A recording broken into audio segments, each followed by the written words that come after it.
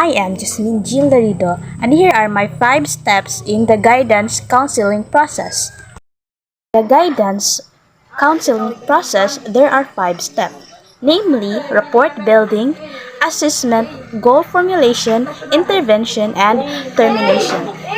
In rapport building, this is where, if I am the guidance counselor, I will build a relationship with my client in which I will introduce myself and I will let her or him introduce his or herself and make sure that she feels comfortable.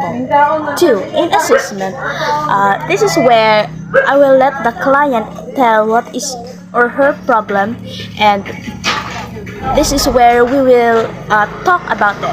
In 3, goal formulation.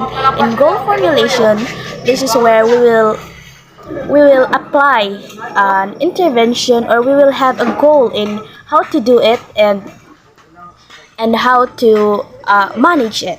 In 4, in intervention, this is where I, as the guidance counselor, will say the advices or the help that I can do, and will help them realize what they needed to do, because as a guidance counselor, my job is to help them realize and not really to give them the intervention they needed, because as the client, I know that they already know what's the problem and they just need someone to tell them that that is the problem.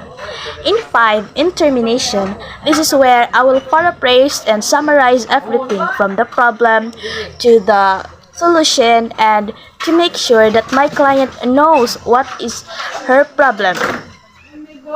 So in termination, this is where we will say our goodbyes and making sure that we can see each other in any time soon as they will left the door of the guidance office. So in termination, this is where we'll bid our goodbyes and say that say good lucks, and make sure that they have a good life outside the guidance office.